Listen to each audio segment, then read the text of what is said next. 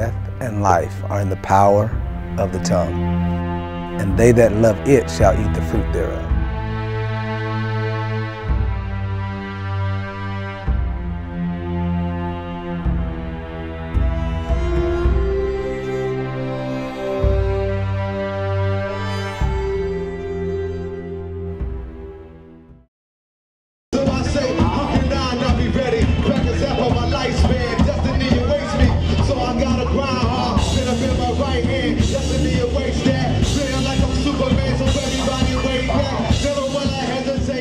Feel like, you know, life and death is in the power of the tongue. A lot of people don't realize the responsibility that comes with being a musician. My goal is with my music is to reflect the situations that I see on a daily basis, and that my friends and my counterparts and my cohorts have hit me to.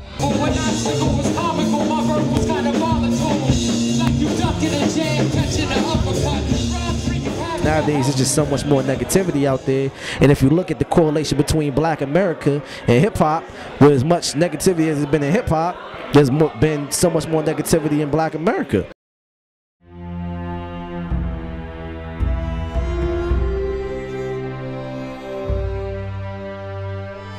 There's a consciousness that is in us as living beings. So whatever enters into our consciousness is what actually comes out of our mouth.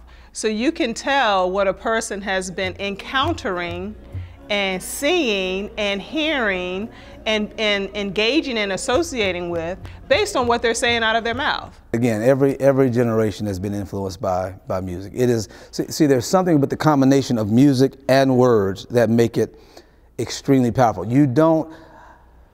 Music can go places within a person's body, within a person's soul, within a person's heart and mind, without permission. Music just gets in.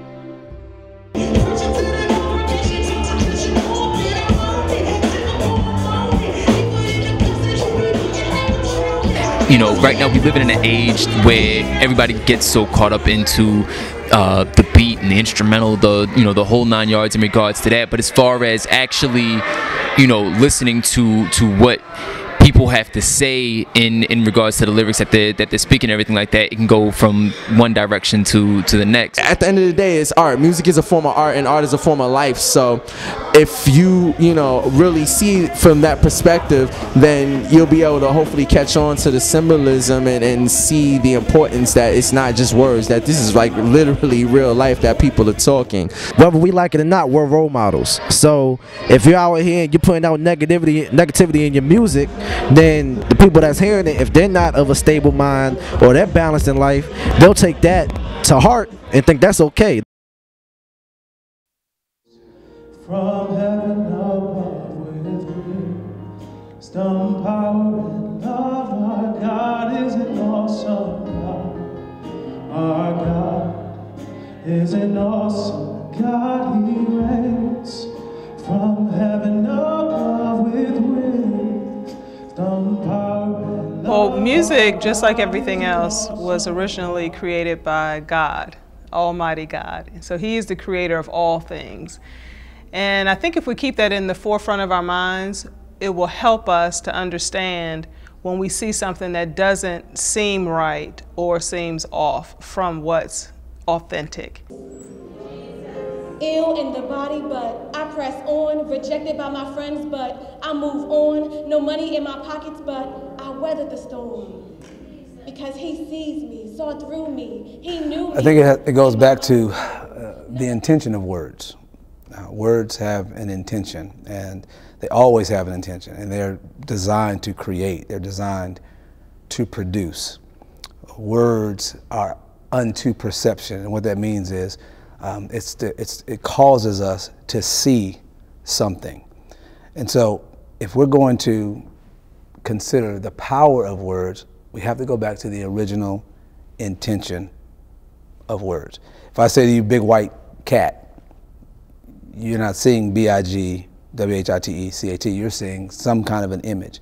I'm creating a perception. So to say that words do anything other than what they're intended to do, create a perception and make that perception stick. The more you hear the words, the greater and the more impactful and the more lasting that perception is.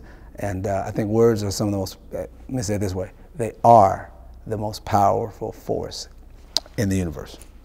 Originally in heaven, and it's really shown in Ezekiel, where there was actually a perversion of what God had originally created in the realm of music. But music was created to glorify and worship God.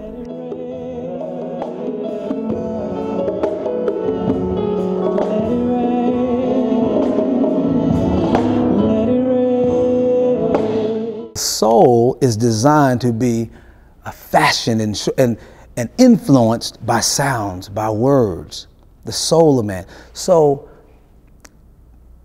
music has been used to create an arousal of expression and emotion. It influences the soul of man by design. You don't have to try to do anything to make this happen. It just happens. So if I want to get you to go to war, I'm not going to put on a love ballad. If a boxer steps into the ring to fight, they're not going to listen. They're not going to play a slow jam. They're going to play smooth jazz. Why? Because the sound that they hear evokes an emotion on the inside of them that is intentional or unintentional. It can be planned, it can be programmed, it can be altered. If a person wants to be romantic with their spouse, guess what? They're not going to listen to AC/DC rock and roll music. Why? Because music, sounds, do something to, it's intrinsic, it's how man was wired. I was going to the gym at one point, and one of the trainers there said, I was having a hard time, just really, getting into it, running on the treadmill. And one of the trainers at the gym suggested that I listen to some more upbeat music, because I had my gospel music on my iPod. And she said, you need to listen to Beyonce and get some Rihanna, and you can really, work your body to that. It's upbeat. So I'm like, okay.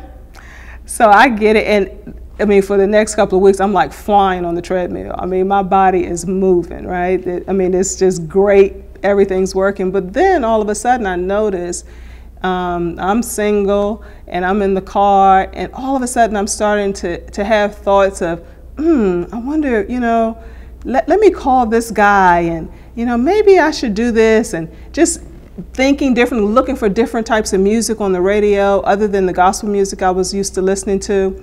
And I had to catch myself, thank God.